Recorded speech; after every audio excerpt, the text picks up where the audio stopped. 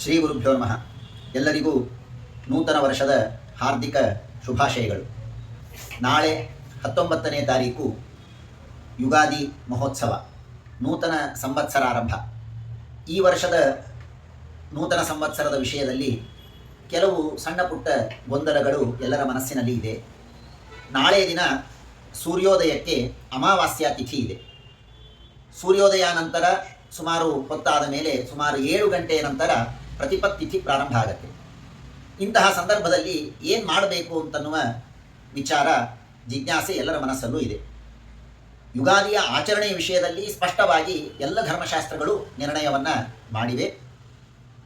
ಸೂರ್ಯೋದಯಕ್ಕೆ ಪ್ರತಿಪತ್ ಯಾವತ್ತು ಇರುತ್ತೋ ಆವತ್ತು ಯುಗಾದಿ ಆಚರಣೆಯನ್ನು ಮಾಡಬೇಕು. 2 ದಿನ ಸೂರ್ಯೋದಯಕ್ಕೆ ಪ್ರತಿಪತ್ ಸಿಕ್ಕರೆ ಹಿಂದಿನ ದಿನವೇ ಮಾಡಬೇಕು. 2 ದಿನ ಪ್ರತಿಪತ್ ಸೂರ್ಯೋದಯಕ್ಕೆ ಸಿಗದೇ ಇದ್ದಾಗಲೂ ಕೂಡ ಹಿಂದಿನ ದಿನವೇ ಮಾಡಬೇಕು ಅಂತ ಸ್ಪಷ್ಟವಾದ ನಿಯಮಗಳು ಇದ್ದದ್ದರಿಂದಾಗಿ ನಾಳೆ 19ನೇ ತಾರೀಕು ಸೂರ್ಯೋದಯಕ್ಕೆ ಪ್ರತಿಪತ್ ಇಲ್ಲದೇ ಇದ್ದರೂ ಕೂಡ, ಅಮಾವಾಸ್ಯ ಇದ್ದರೂ ಕೂಡ ಯುಗಾದಿಯ ಆಚರಣೆಯನ್ನು 19ನೇ ತಾರೀಕು ನಾಳೆಯೇ ಮಾಡಬೇಕು. ಇದರಲ್ಲಿ ಯಾವ ವಿವಾದಗಳು ಇಲ್ಲ. ಇಂತಹ ಸಂದರ್ಭದಲ್ಲಿ ಆಚರಣೆ ಹೇಗೆ ಮಾಡಬೇಕು, ಸಂಕಲ್ಪ ಹೇಗೆ ಮಾಡಬೇಕು ಅಂತ ಅನೇಕರು ಪ್ರಶ್ನೆಯನ್ನು ಮಾಡಿದ್ದಾರೆ.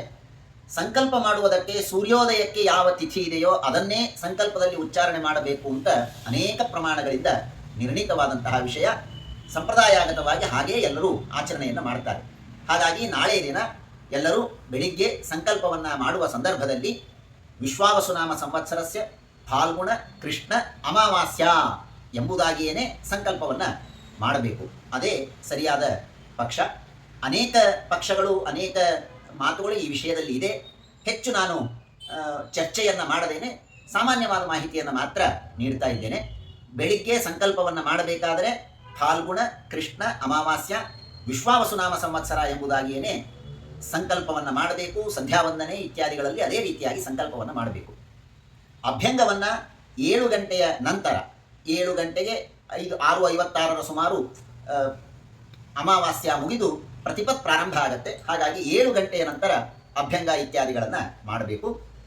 ಆ ಸಂದರ್ಭದಲ್ಲಿ ಏನಾದರೂ ವಿಶೇಷವಾಗಿ, ಉದಾಹರಣೆಗೆ ನಿಂಬ ಪುಷ್ಪ ಭಕ್ಷಣ, ಈ ಕೆಲವು ನಿಯಮಗಳನ್ನು ನಾಳೆಯ ದಿನ ಹೇಳಿದ್ದಾರೆ. ಅಂತಹ ಯಾವ ಪ್ರತಿಪತ್ ನಿಮಿತ್ತವಾದಂತಹ ಕಾರ್ಯಗಳನ್ನು ಆಚರಣೆ ಮಾಡುವುದಿದೆಯೋ ಆ ಸಂದರ್ಭದಲ್ಲಿ ಫಾಲ್ಗುಣ ಕೃಷ್ಣ ಅಮಾವಾಸ್ಯಾಯ ಚೈತ್ರ ಶುಕ್ಲ ಪ್ರತಿಪತ್ ತಿಥಿ ನಿಮಿತ್ತ ನಿಂಬ ಪುಷ್ಪ ಭಕ್ಷಣಂ ಕರಿಷ್ಯೆ ಅಭ್ಯಂಗಂ ಕರಿಷ್ಯೆ, ಈ ರೀತಿಯಾಗಿ ಸಂಕಲ್ಪವನ್ನು ಮಾಡಬೇಕು ಅನ್ನೋದು ಎಲ್ಲ ಹಿರಿಯರ ಸಂಪ್ರದಾಯ.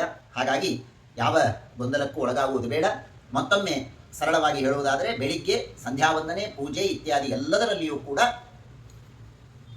ವಿಶ್ವಾವಸುನಾಮ ಸಂವತ್ಸರಸ್ಯ ಫಾಲ್ಗುಣ ಕೃಷ್ಣ ಅಮಾವಾಸ್ಯ ಎಂಬುದಾಗಿಯೇ ಸಂಕಲ್ಪವನ್ನು ಮಾಡಬೇಕು.